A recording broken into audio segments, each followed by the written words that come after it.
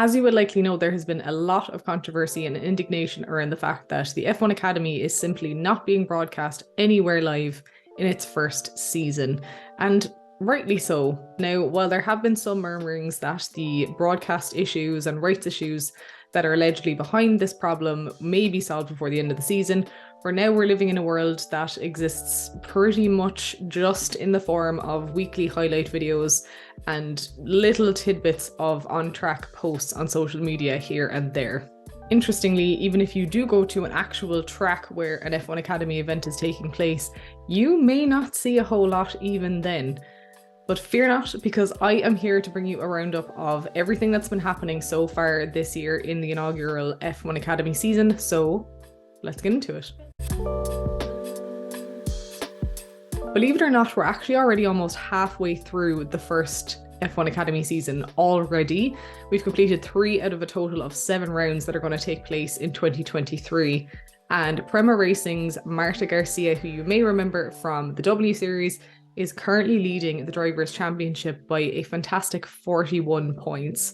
And in second place, we're looking at Hamda Al-Kabasi, who is driving for MP Motorsport. In third spot, you've got Lena Bueller, and she's driving for ART, which means that we've got 3 drivers from 3 different teams in the top 3 of the Drivers' Championship.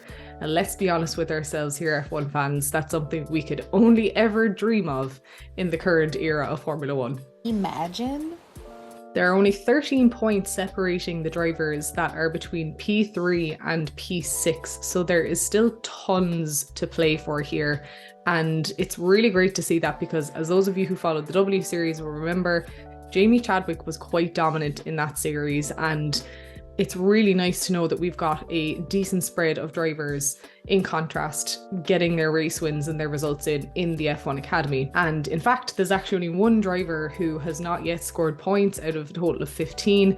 And again, this is something that not even Formula One is achieving. We've got 2 drivers, Nick De Vries and Logan Sargent, who are both yet to score points in the Formula One season to date. So let's get into some highlights and top moments from each of the weekends so far in these 3 rounds of the F1 Academy. Championship leader Marta Garcia set her stall out very early and actually managed to win 2 out of the 3 races in the very first weekend of the F1 Academy season. Now, both races required something different from her, because the first race was won straight from pole position, whereas the second required her to fight right up to the finish line with Hamda Al-Kabasi. So we got to see some fantastic wheel-to-wheel racing as part of that second race that Garcia managed to win. I think my favourite moment of round 2 has to be Bianca Bustamante making history by becoming the first Filipino to win an F1 Academy race at the Valencia round, and she did it in style. She led from flag to finish, and it was a really tight race, and it actually saw the 3 podium finishers covered by a gap of just 1.1 seconds, which obviously, as we know, is extremely tight. And I don't know about you, but I just thought it was absolutely fantastic to see just how proud she was and how emotional she was standing up there on that podium, hearing her national anthem, and also the fantastic support that she got from her home all over social media after the race win as well. It's just so fantastic to see that positive energy around a young female driver in motorsport. I think we could probably all agree that Lena Bueller's comeback is probably the highlight of round 3 that we've just had. She really had to go up against it, because she was forced to retire from race 1 and then managed to make a comeback charge in Sunday's race to take her place at the top step of the podium. And we know what's required from a driver to come back from the disappointment of a retirement, and then in the same weekend need to bring it back and actually pull out that win is just, like I say, has to be the highlight, I think, overall, no matter who you're supporting. I've been talking about all these great moments and highlights and fantastic on-track action, so you're probably wondering, okay, Sarah, how do I find out what is going on over the next couple of weeks and months with the F1 Academy? Well, we're actually about to go into a bit of a break, because there is no more F1 Academy racing until the next round, which is taking place at Zandvoort at the end of June. That's then going to be followed by Monza in the first weekend of July. And again in July, the girls are going to race at Le Castellet in France. Now, they're then going to take another pretty lengthy break until the season finale, which is taking place as a F1 support race at the Austrian Grand Prix weekend in the US in October. And I think that these long breaks in between races or groups of races could potentially pose a number of challenges for the F1 Academy. And the first one is really drivers staying sharp. You know, these girls don't have the infrastructure of a full-blown Formula One team behind them where they can get in the simulator during breaks and things like that on an intense schedule.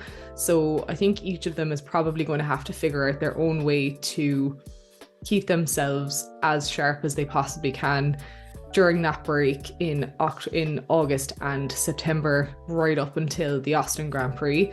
I think the second tricky thing, and we've already seen this because of the lack of live broadcasting, is keeping momentum going for support of this series, and particularly if the glimmer of hope that I talked about earlier doesn't come true and these alleged broadcast rights issues are not solved by the end of the season. I think long breaks mean that you really have to work even harder on socials and things like that to get people bought in again when the racing does actually return. So your next question is probably, great, okay, where can I find more F1 Academy content? If it's not being broadcast live, what do I have on offer here? So what you're going to need to do is you're going to need to subscribe to Formula One's official YouTube channel, which I will link either up here for you or in the description box below, maybe even both if I'm feeling generous.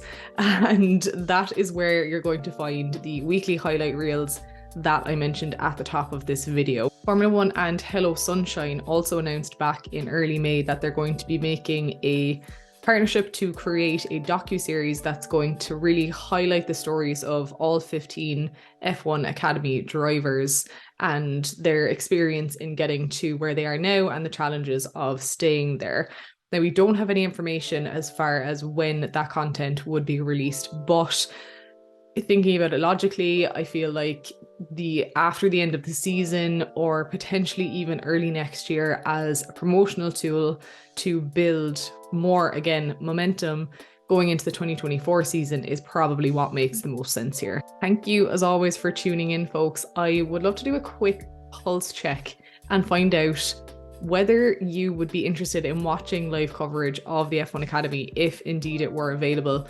If you're in favor of that, then drop a thumbs up in the comments below. If you think it's maybe too early for that level of exposure and it could cause some W Series level difficulties for the F1 Academy, you can drop a thumbs down in the comments and I'll be hanging out with you all once this video goes live. But until then, take care and enjoy your racing.